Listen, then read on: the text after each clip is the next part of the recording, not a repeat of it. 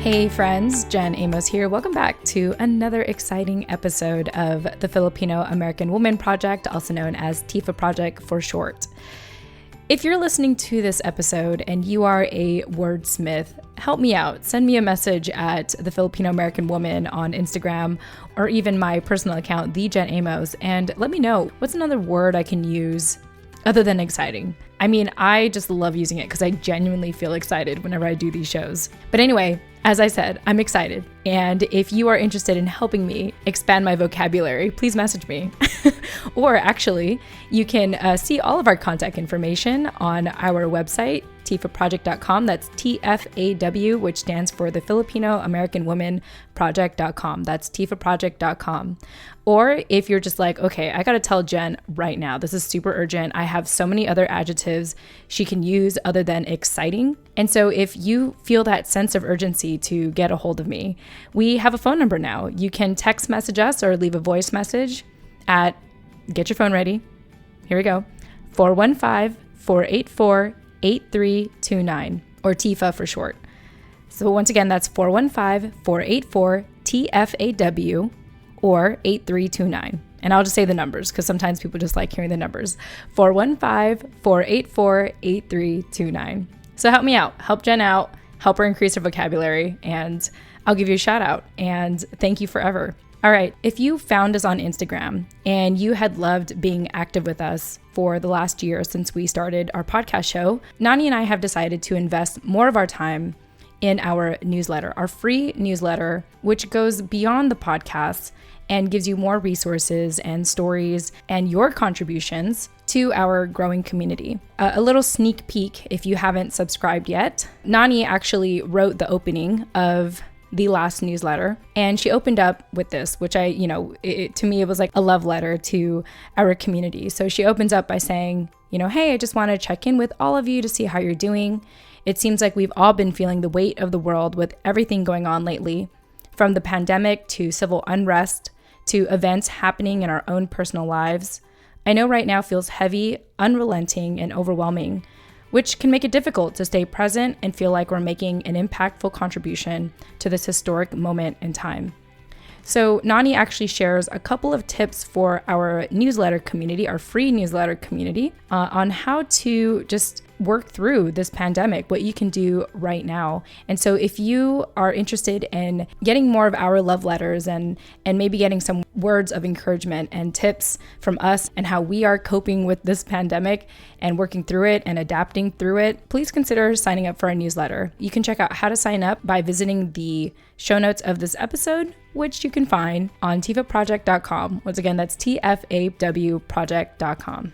Last but not least, the show would not be possible if it wasn't for our sponsors, which you can learn more about in the show notes of this episode, or once again, visit tifaproject.com. I like to talk a lot about the new web hosting service we have moved to, because one thing I have found as an independent podcaster is that I just want to work smart. I don't want to work hard. Because doing these interviews and really being present with these courageous guests takes a lot of mental and emotional space. And so really getting our content out there, getting your story out there, we want to work smart. And so we're very fortunate to have moved our web hosting service to captivate.fm. And you can check out our sponsor once again on our website, tifaproject.com. And one thing I love about Captivate is that it takes out the guesswork in getting your website done. Essentially, just like any other web hosting service for podcasting, you can upload your episodes. The platform will help you distribute your episodes in many different podcasting platforms. And the best part of it is that it helps get a website done for you, all built in the web hosting service. And so you can see an example of that once again at our website, tfawproject.com, to see how our template looks like. And I hope in doing that, especially if you're thinking about starting your own podcast, to look at our site and think, yeah, I want to make my life easier by having Captivate help me put a website together. So if you want to learn more, once again, you can check out our website, tifaproject.com, and also see who else are our current active sponsors. All right, with that said, I am, one more time, excited to start this interview with Anna Dugan. Just a little shout out to Anna and really to our active listeners and people who engage with us on Instagram. Anna has been tagging us on like everything probably since we started the show. And so it's just an absolute pleasure to finally put a face and a voice to the account on Instagram at Annadidathing. Also, one thing I learned in this interview is that she is a fellow middle child like myself. So shout out to all the middle children out there. I see you. I validate you. And you're going to do great things. And you are doing great things. I just want you to know that in case you were a middle child like me who kind of felt like they had to be creative, finding their own way of getting attention. All right, with that said, please enjoy this next interview with Anna Dugan.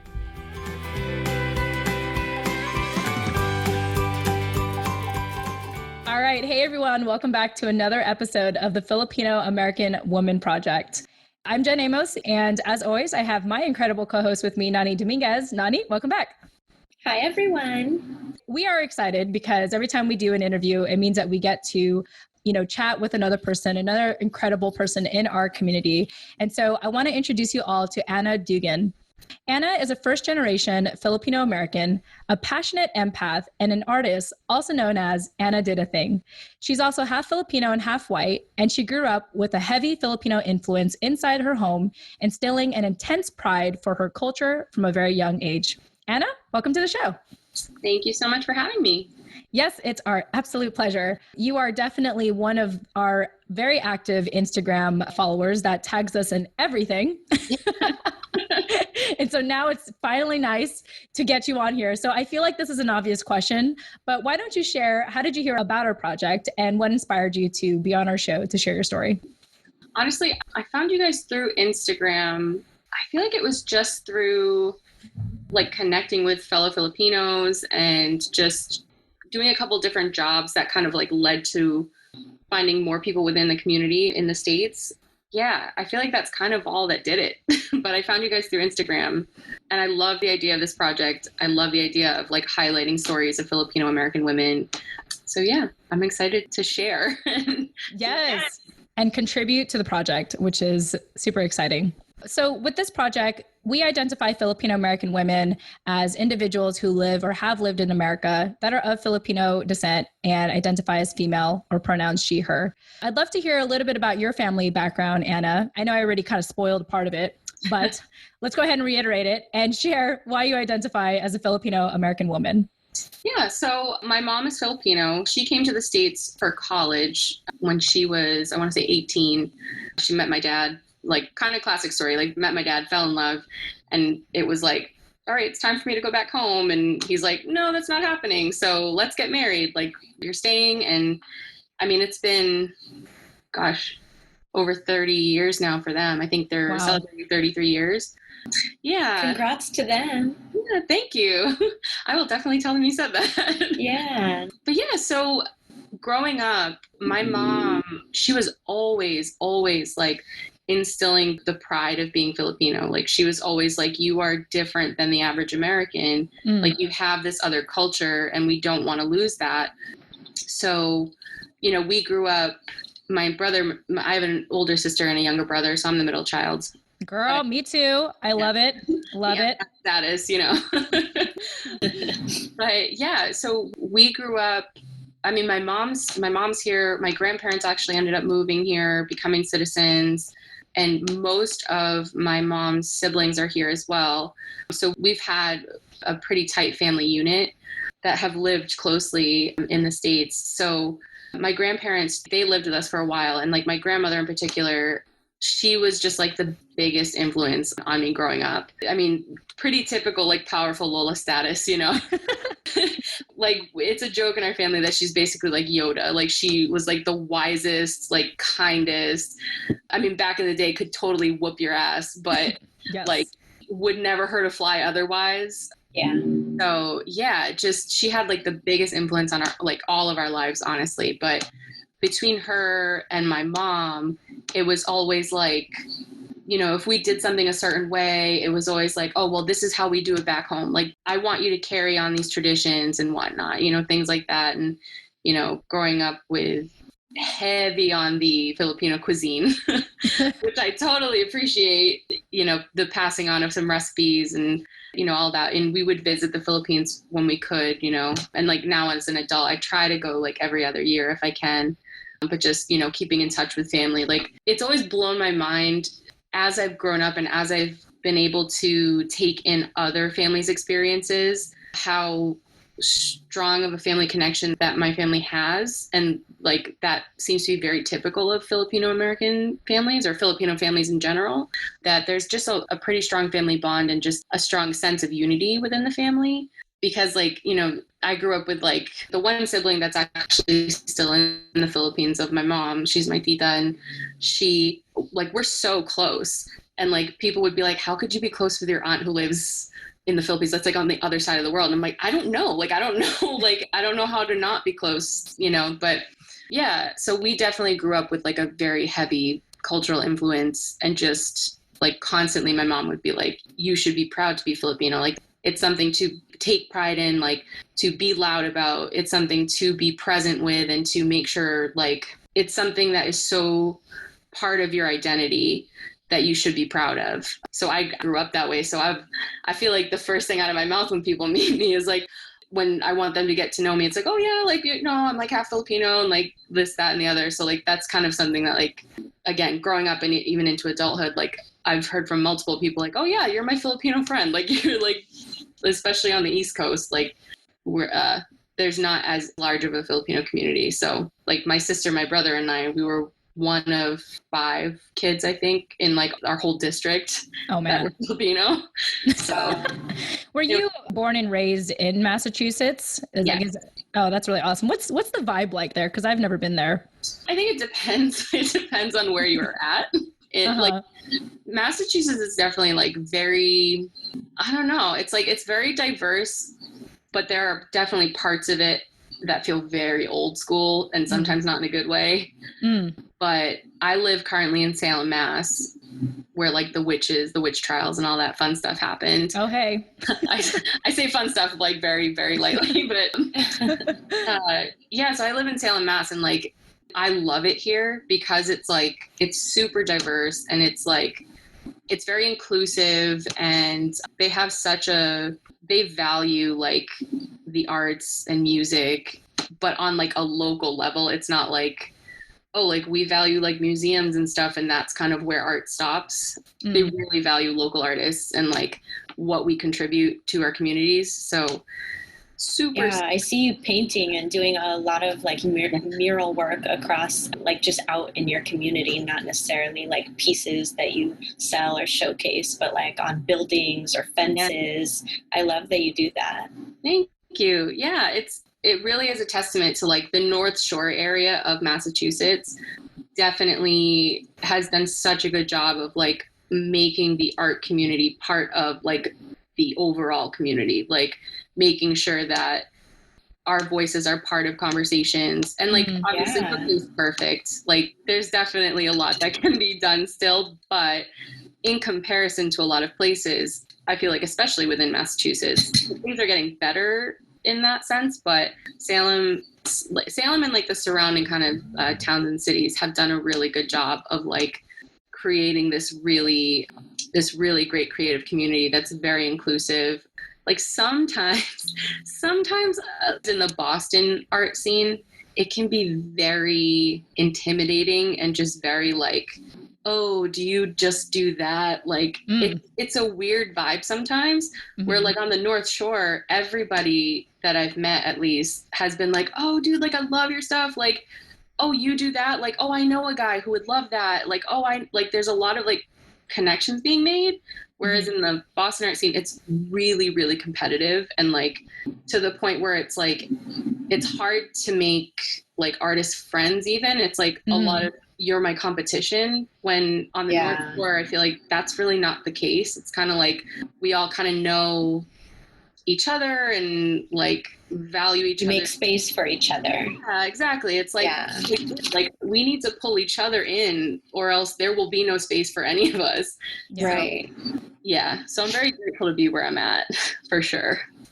Yeah, for sure. I also want to just give it to your mom, because it sounds like she focused on instilling that Filipino pride in you more so than to like pressure you to really let's say, maintain the traditions. Like, it wasn't just like, oh, you need to do this because you're Filipino, or this is what I did back at home. It sounded like, hey, you need to be prideful. And so did you ever feel, it sounds like you never really felt that pressure to like fully be Filipino, more so like, hey, just know that this is part of you too, and be very proud of it. Yeah, that's a good question. I've always been instilled with the pride. So it's like, I think you're right that it's like, it's never been a pressure of like, you need to do this because of where you come from. It's like, I want to do this because this is where I come from. Yeah. It's not like hey, because I think this happens within our culture sometimes, where it's like, it's not crab mentality, but it's like, you have to put the weight of this on your shoulders because you have ancestors and you have family members that are counting on you to do X, Y, and Z. So for me, it hasn't necessarily felt like that pressure or weight has been plopped onto my shoulders from my mom or my grandparents or anything like that. It's more like, because they've instilled such pride in it, it's like, this is what I want to create work about. Right. I see, let's say, like, one of the biggest things that I tell people that like I'm trying to do on the North Shore is creating more representation in public art for Filipino Americans, and just creating just more like awareness and education about us. Because like, I know a lot of people, like, I'm sure that you've gotten the same kind of stuff, but I know a lot of people that are like, oh, you're Filipino. Oh, that's interesting. So like, where exactly is that? Or like, how does that, like, I've had someone ask me like, so does that mean you're part of like the Latinx community? I had someone ask me, oh, so you're South African? And I was like, yeah. What? Close enough. Close enough. Like, yo, not really. Not quite. So yeah, it's one of those things where I'm like, I think a lot of people have this like they're aware that we're a thing, but especially, like I said, where I come from, like, there's just not a lot of knowledge about our culture. Like, even within Massachusetts, for a long time, there was like one Filipino restaurant in like Quincy, Mass, J&J Turo Turo. And like my mom, my sister, and I would like drive to go, you know, and I can't tell you how many people I've like introduced to Filipino food, and they're like totally game, but they're just like, oh, I have no idea, like not even a ballpark of what that food could even be like. So I'm just, you know, I guess I like educating people on our culture, and I like just bringing to light the things that our culture has to offer. Like I said, I'm shocked that like there aren't more Filipino restaurants in the area. Like, granted, I'm like, if anybody in the Boston area wants to make a restaurant with Filipino food, please, like, I'm begging you. Please do it. Like, I need more access. I will be your best customer. Like, you know, I'm like, for real. But yeah, it's just interesting. So like I said, growing up, it's like, I didn't really see anybody representing who I am. Yeah.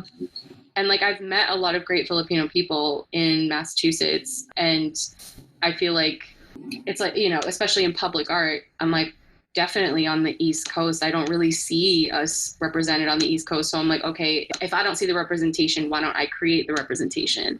That's right. So that's kind of where I'm at with that. Yeah, for sure. One thing that really stands out to me is that you've learned to use your culture, use your Filipino background, your Filipino side as inspiration rather than obligation, you know, to show up, to like do it because you're in debt to, you know, your family and your ancestors. It's more like, I'm doing it because they inspired me, because I wouldn't be here if it wasn't for them. And that's what I'm really taking away from like what you're saying. And I think it's just such a beautiful foundation to have. Yeah, I definitely, I do have to give it to my mom for that. Like, she's always been like such, like, I can't even tell you, like a presence of power. I mean, granted, sometimes, like, you know how moms are, like, sometimes that power is like, like, okay, that's me. It's not me now. Yeah. But no, she's always been that presence of like, you don't owe anybody anything. Like, you do you be proud of you. And like, yeah, like, my family has been known to be very stubborn, to be very like, yeah, just very like, listen, like, I do what I can do. And like, you know, we're very giving people, but it's never out of obligation. It's always out of, no, like, we want to do this. And like, love. Yeah. Yeah, exactly. Because giving out of obligation is not that it's not true giving, but it's like it shouldn't be transactional. Yeah. When you create something, especially in the arts, I feel like it's, you shouldn't feel like you have to create something because you owe it to somebody else to do that. It should just be because this is coming from you. Like, this is what you want to say to the world, Yeah. Yeah, just that. I think everything that you shared with us just now, we can really see that through your art, the way that you're, inspired by Filipino culture and how that has been translated to you through your mom and your tita back in the Philippines.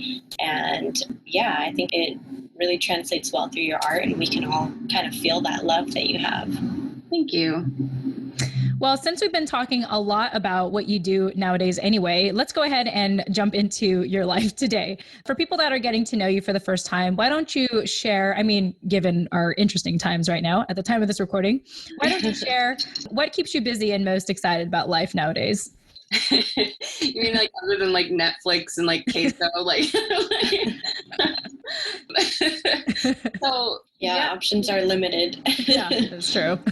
It is interesting because when this pandemic started, it was like, obviously world comes to kind of a screech and everyone's like, okay, maybe if I stand still long enough, this will just go away. Right. And I am such a doer that like I have such a hard time not doing things. So like this kind of time frame is pretty rough. Yeah.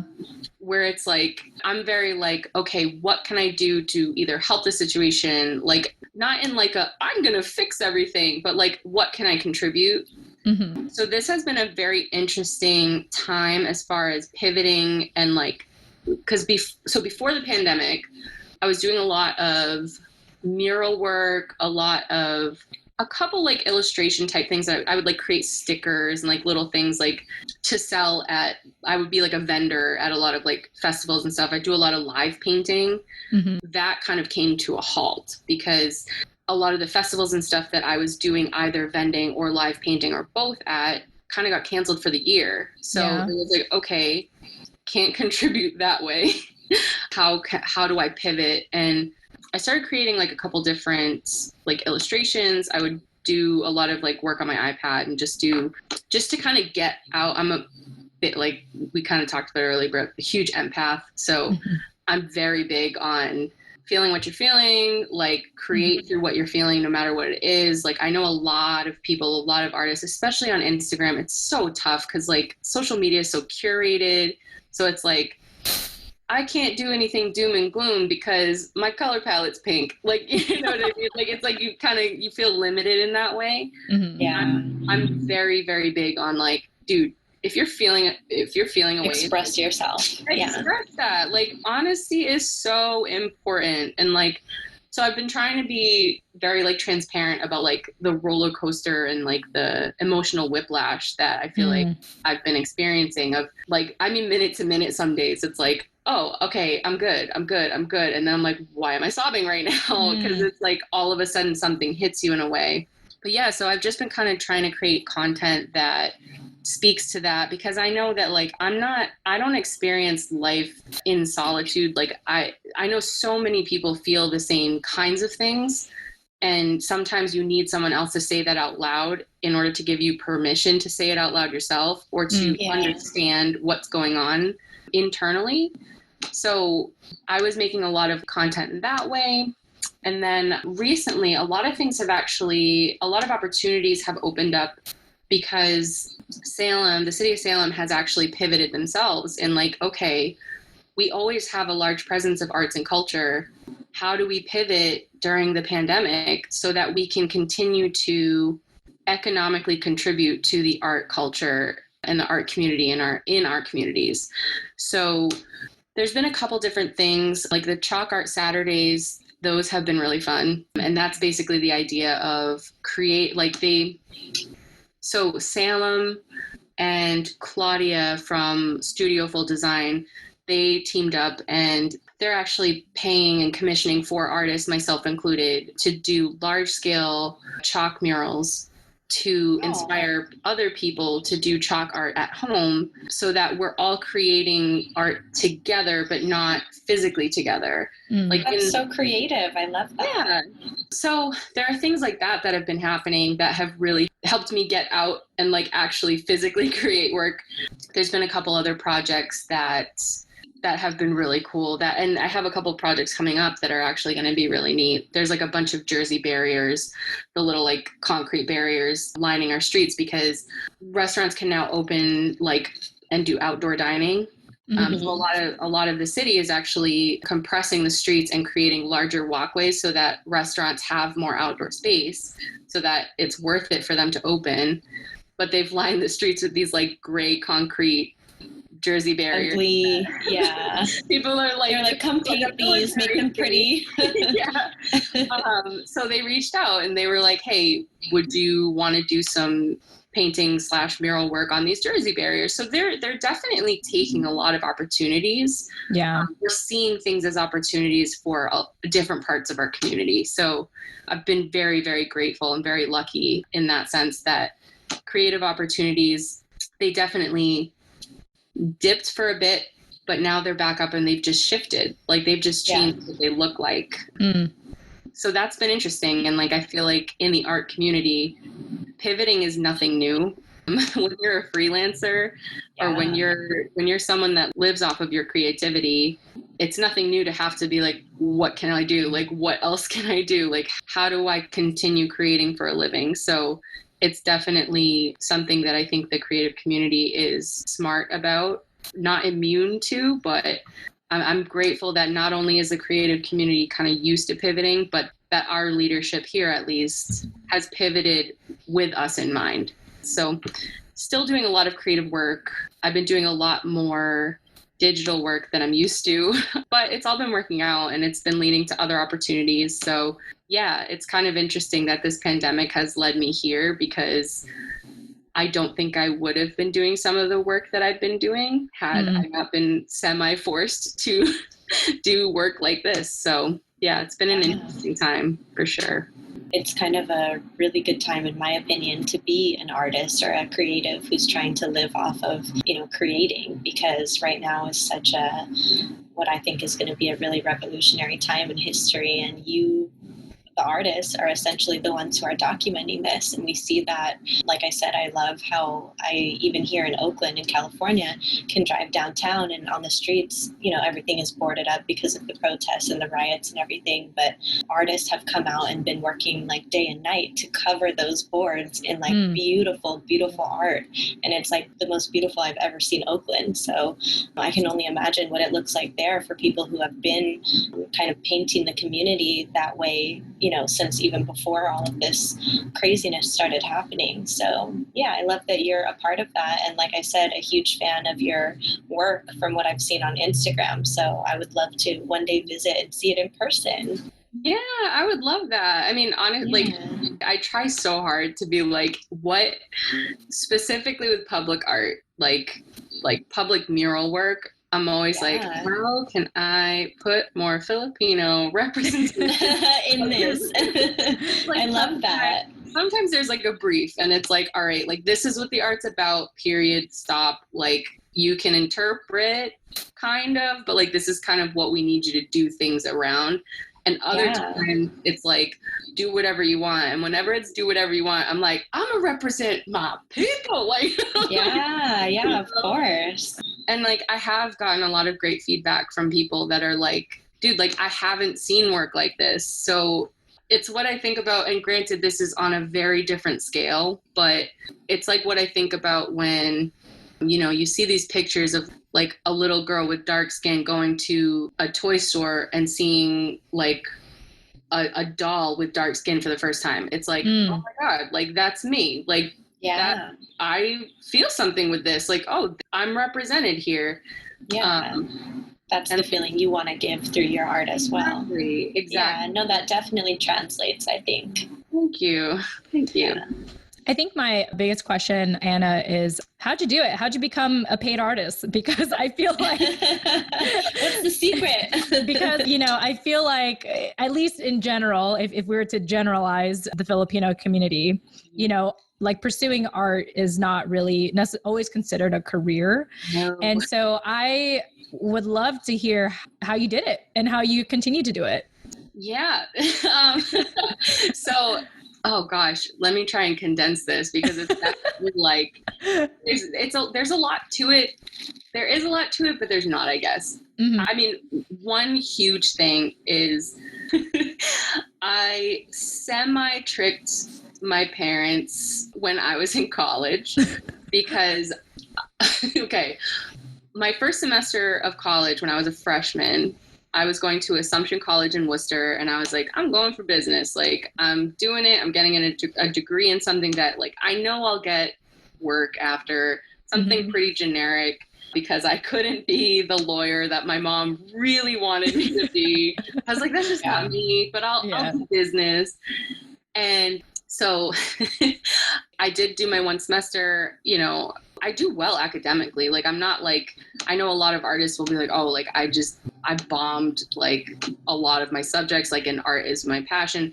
Like, no, like I'm academically, I was doing very well, but my heart was not in anything. And I took a painting class as like an elective, like fell in love with it. And without telling my parents, like I came home for winter break, and without telling my parents, I had transferred into UMass Lowell and their art department.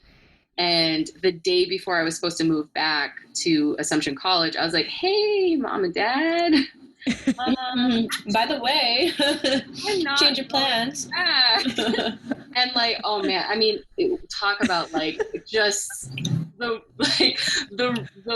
oh my gosh, it was so bad. I mean, it wasn't like they were like mad at me. It was like, oh my God, like the worry was. They were panicked. Yeah. Because they just didn't understand at first. It was like, because I was like, listen, I am going to go for art and graphic design.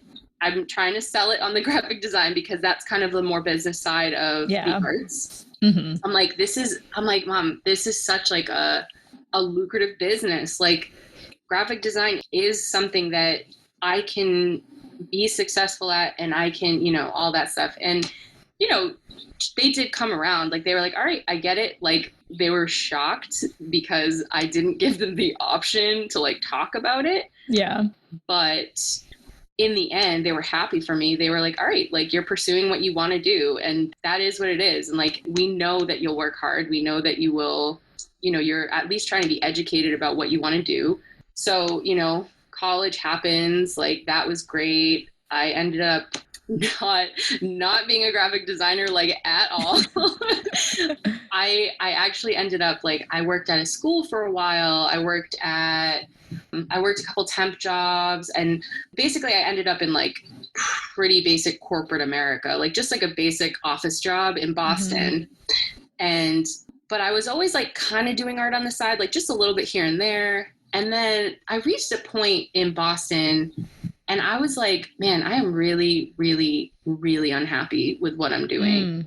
And I was like, where is that girl that like did all this by herself and was like, hey, mom and dad, like, I'm going to pursue this. Like, where is that girl? Like, she's somewhere in here, but I'm not feeding her. Like, I'm kind of like trapped in this weird corporate cycle because it's like, I got bills to pay. Like, I mean, like everybody else, it's like you get trapped in this world. And at the time, like my husband and I were talking, and he was just like, dude, you're miserable at that job. Like, whatever happens, like, I support you in your decision. Like, it's totally up to you, but let's figure it out. And I decided, I was like, all right, I'm going to quit my job. I'm going to start working in a restaurant in Salem. Just for money. Cause you know, I still got bills to pay. Those bills don't go anywhere. Right. But with the time that I was spending, like commuting to and from Boston, like, cause that was like a day, like it was like 3 hours a day of like commuting between, like, it was ridiculous. Yeah. So, and then obviously you're at like a mind numbing job. I'm like, I don't want to come home after an hour and a half sitting in traffic and do anything creative. Like, I got to cook dinner. Like, I'm like, my brain is exhausted. So I'm like, okay, I'm going to work in Salem and I'm going to use the time that I was commuting to do art, and we'll see where that goes. 1 month into my restaurant job, that restaurant closed. Oh, So I was right. like, is this like the epic sign of like, nah, girl, you got to go back to corporate? Like, it was like, is this like God or whoever being like telling me I'm making the wrong decision? wrong Yeah. choice. So I was like, okay, we're going to figure this out. I'm like, okay, I'm going to give myself like X amount of time, and I'm either going to find a job in Salem, or I'm going to go back to the job that I was at, because I left on good terms, and it was like, you know, they were open to having me back, thankfully. But yeah, it all actually ended up working out, because I got a job in Salem just as like, I'm like a project coordinator for a travel company. Like, it's nothing too intensive that like my brain is fried at the end of the day. Mm-hmm. And at the time, the restaurant that had closed, they had a sister restaurant called Gulu Gulu Cafe. And they felt so bad because they knew I left my job in Boston. And my boss at the time, Erin, shout out to her, because like, seriously, like I was like, dude, you are my savior. She's like, I had no idea we were going to close. I would never have hired you knowing you were leaving your job in Boston if we were going to close in a month. She got me a couple hours a week at the cafe, because they're like sister restaurants, and they have chalkboards like all over the place. And I was like, okay, I was doing a couple hours at this like little cafe, and then I had a job, and I'm not joking, it's right across the street. My job is right across the street from this cafe. Oh, wow. I told myself, I was like, okay, girl, you are good. You're stable. You got this job. Like, you have this cafe that's like giving you a little bit of money on the side. What did you say you were going to do with your time? You were going to do art. So I was like, okay, how do you do that? Give yourself a project. So I made a deal with Erin, the woman who brought me over to Gulu. And I was like, listen, I've been wanting to do art. Mind if I did a 100-day challenge on your chalkboards? And I started doing 100 days of Gulu. And every day before my 9 to 5, I would go into Gulu and do a different chalkboard for them every day for 100 days. And like, that started to gain a little bit of traction. Like, people around town were like, oh, like, this is a cool little project. Like, every day I come into this cafe, there's a different thing on the chalkboard, and it's like 1 out of 30, like 33 out of 100. Like, oh, we're on day 62 out of 100. Nice. Yeah, so that kind of got my brain going. It got a couple people around town being like, oh, she does chalk art, like, cool. When I was not a chalk artist, I was just like, what do I have available to me? Yeah. And honestly, like, that's really where it all started, was that one project that I was like, I need to put my money where my mouth is, because it's so easy to be like, oh, I now can walk to work, and I can get up later and stay up later and like watch more TV and like do whatever. But I was like, what did you say you left your job for? I'm like, what did you say? Like, hold yourself accountable, because if you don't do anything, you just made your life that much harder for no reason. Wow. So yeah, I kickstarted with that project, and then it kind of just snowballed from there. It was like getting really small chalkboard jobs, and then just getting more introduced to people in the creative community in Salem. And then it's like, oh, there's this little opportunity here. Like, oh, there's someone over there is like, notice that you do signs, like, talk to them about what they want. And like, it just sort of snowballed and snowballed. And that was like 2 years ago now, that it just has continued to snowball until like literally today I had confirmed that the Jersey barrier job. And it's like, it's a pretty big job for the city of Salem. So it's like, it takes time, but more so than time is that it takes accountability. And that's like the hardest thing, is like I tell my friends this all the time, like when they're like, oh my God, like you got a lot of jobs to do. And like, you know, it's all this stuff that it's like, oh, how do you do this? It's like, cause I'm putting in the work and I'm holding myself accountable. It's like in art school, it's easy to create because you're given project after project after project. Like, granted, like, yes, you're learning how to be creative, you're learning what your creative voice is, but you're given work and you're held accountable by your teachers because they give you a grade at the end of the day. Right. When you leave art school, it's like you're the teacher and the student and the grader, and there are no grades, and like it's like no one's gonna yell at you, or like nothing happens if you don't do work. Nothing happens. So it's so easy to like just be like, all right, gotta pay bills, like gotta do that, and like you get into this cycle. And when you try to make a change and something happens, like the restaurant getting closed, it's so easy to see that as like, okay, that's a sign to stop, or like this is a roadblock, and like I got to just go back to what I was doing. Mm-hmm. And it's easy to do that because it's hard not to do that. Mm-hmm.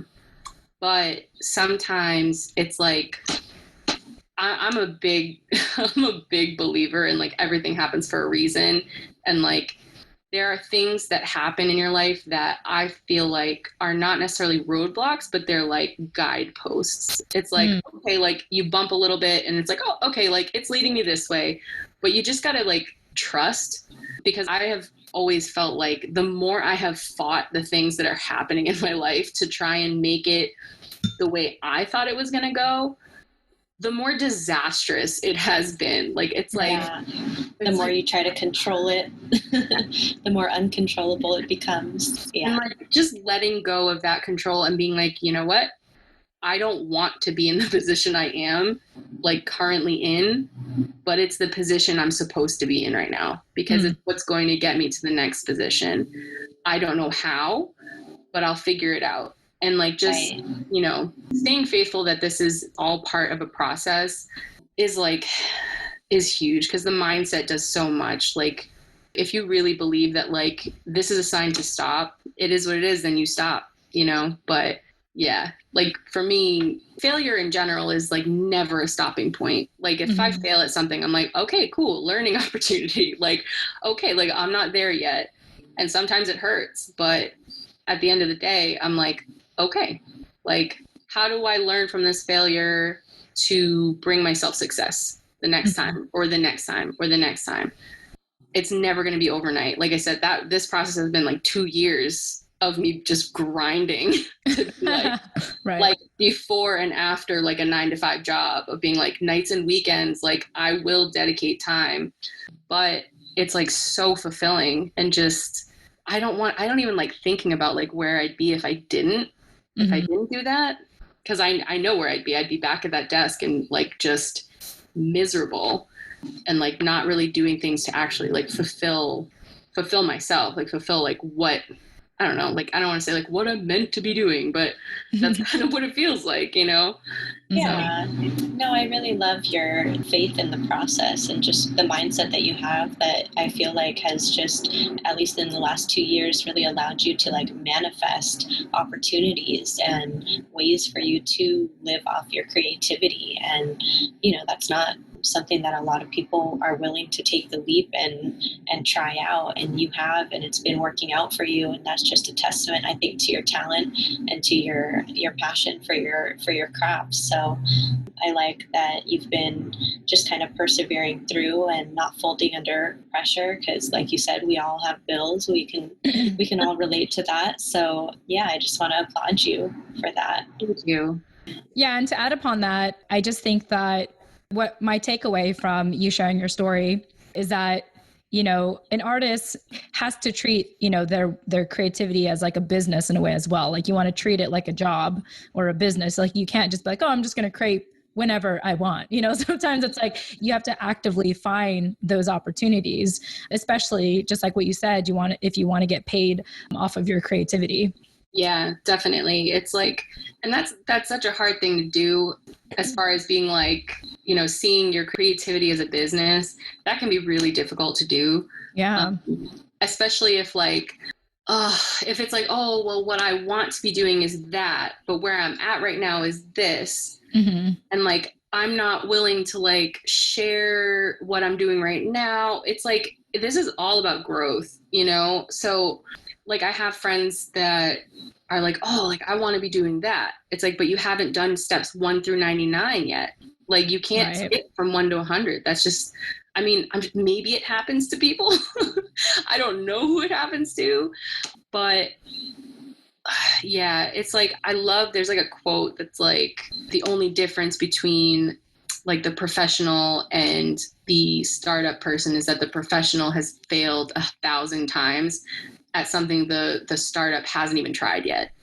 Yeah. And like, that is the big difference is like, I mean, like even, even the name like Annadidathing, that started as a joke between me and my friends because I was always doing something. It was like, oh God, like what is she getting herself into now? Like, cause I can't, I'm like the worst, like when it comes to like sitting still or like, you know, I'm obviously like a huge talker. Like and one of my friends and I, we were talking about one time how like I have this slightly delusional, like, yeah, I can do that. And like, I'll just try it because I'm like, if I can't, then I can't. But like, how do I know if I don't try it? Where like, like, you know, the average person will be like, well, have I tried this first? Or like, have I done this? Like, does that make sense?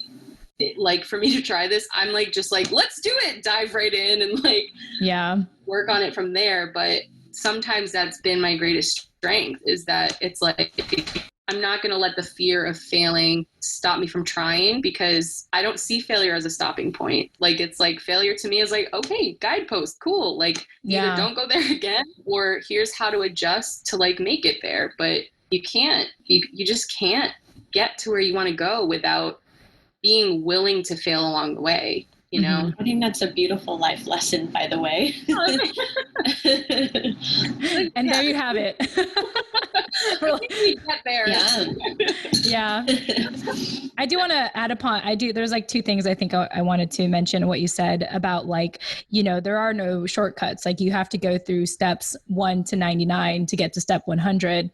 And for people where it looks like they made it to step 100 first, it was at the expense of someone else. You know, it was like, oh, because, you know, their parents worked, you know, it's their parents' business, or my friends hooked me up with that job. But even so, like if you don't appreciate the hard work they put in to get you to that place, you're going to lose that place. Exactly. You know, you're not going to appreciate it as much, you know? And so that's something that I'm thinking is like, you know, there's some people that we look at, we're like, how did they get that? Like, how did they get that job over me? And it's probably because they knew someone or what have you.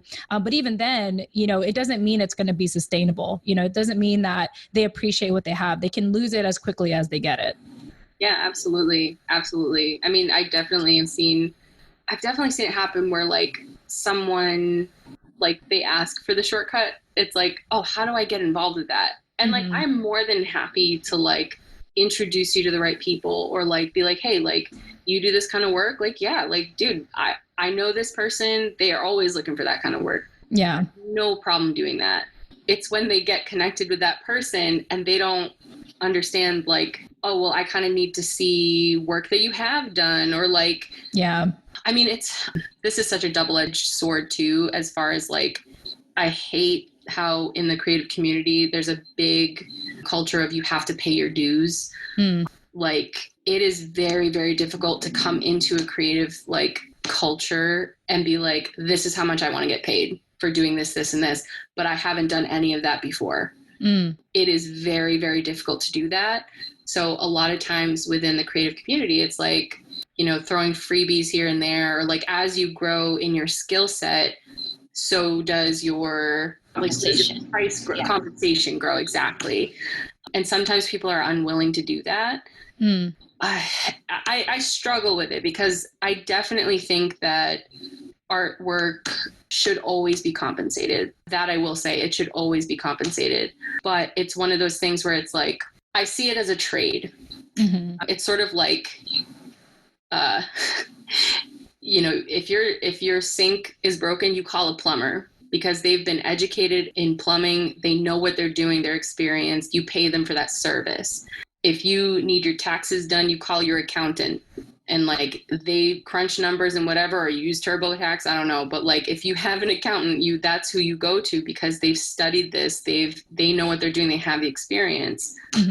Now, can you go to Uncle Jerry down the road and have him do your taxes? Yes.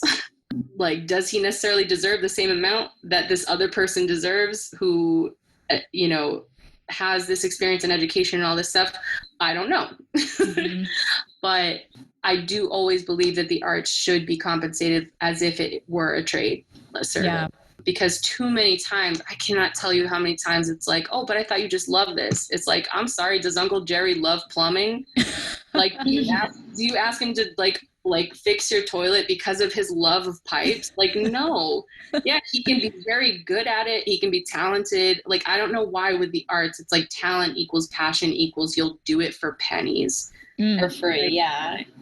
It's like, you know, people's passion and love for what they do gets exploited. And that's where I get like, man, like what, like, yes, I want the job, but like, I got to tell you that my work is worth X amount. And like, it takes a long time to get to that point too, because like, I can't tell you how many times, like, I've been running ragged, doing jobs and jobs and jobs for almost nothing, because I'm like, I just want to gain the experience. I want to put my work out there and like, this will be worth it. This will be worth it. And yes, now it is, but it's like, man, like at what point it's so hard to find like the tipping point of where you're like, okay, like my work is worth now this, because you're so used to getting this. So that part of like the arts culture is very difficult, but yeah, it's definitely one of those things where it's like, there are no shortcuts through that yet. And like, you do have to, unfortunately, you do have to pay your dues right now. Like you have to pay your dues to be able to make money. And like, I do recognize that it's like, not everybody has the opportunity to do that. Like not everybody can be like, all right, I'll do it for free because I have all these hours. And like, you know, so it's definitely, it's kind of a tightrope walk in a way, like balancing that out. Yeah, for sure. Anna, you are so full of wisdom. I love it. Like, I feel like I can talk to you for another hour and just ask one question and then have you go off for like 15 minutes and just like, whoa. Like, that's how I feel whenever you're talking. I'm just like, oh, like you're like, I don't know if you guys watch Avatar, but they're like, dude, you're like Uncle Iroh. Like you're I love it. A sage that's like, why do you do this? Like this and this. And like, it's like, damn. I love it because, and I just think, I love it. I think part of that wisdom too comes from being an empath, in my opinion, because it's like, you have to be very self-aware, and you have to be aware of yourself and the people that you want to get opportunities from and people you want to collaborate with. And, you know, it's just, there's just so like, if you're going to choose to be a creative, and by the way, I just love your attitude of that art should be considered a trade. You know, not just like a cute nonprofit charity, you know, kind of thing. Like you should get paid for that. And I think that a lot of creatives, especially if they're new in the space, if they're new and trying to build their own business, should know that and should tell themselves that and make that the standard, like in their head, like this is a trade and I deserve to get paid for it. So thank you for saying that. I don't think I've ever heard it in that perspective before. I agree with that. And I also really wanted to emphasize your point about not being scared to try things out of the fear of failure. I think a lot of people can learn from your example of that because you display that clearly in your life. So yeah. Thank you. Yeah, for sure. I feel like there's a lot of people that are going to want to virtually circle around you to hear more about your wisdom, hear more of your wisdom, Anna. And for people that want to do that, how can they find you online? So I'm like most active on Instagram. You can find me at Annadidathing. That's my username. I'm also on Facebook, Annadidathing, same thing. I'm less active there, but like I still have like some posts and stuff. And then I have my website, Annadidathing.com. So that's so easy. So Anna Did a Thing everywhere. Yeah, exactly. Instagram, Facebook, and AnnaDidAthing.com. Easy peasy. I love it. Well, Anna, it's been an absolute pleasure having you on our show today. I think that your story is really going to resonate with all the creative Pinay's out there. So I just want to thank you so much for, first of all, being engaged with us on Instagram and for finally joining us, finally putting a voice to all those tags. I know. I'm like, oh my gosh, I feel like I'm a psycho. Like I'm always like, okay, like what other like Filipino place can I like tag to like make sure people know like where they're at and stuff. But then it's like this, or it's like, who are you? Like, you know what I mean? No, it's perfect. It's perfect. Like, who are you? Well, now we know. Now we know who Anna is. Yes. Circle, you know? Yeah, for sure. Well, Anna, thank you so much for joining us today. We really appreciate having you. Yeah, thank you for having me. Yes. And Nani, thank you for co-hosting as always. You're welcome as always. Yes. And to our listeners, if you want to get a hold of Anna and you didn't catch that information, although I think it's really easy, you can actually find her contact information in the show notes on our new website, tifaproject.com. That's TFAW, short for the Filipino American Woman, project.com. With that said, thank you all so much for listening, and we look forward to speaking with you in the next episode. Tune in next time. Bye-bye.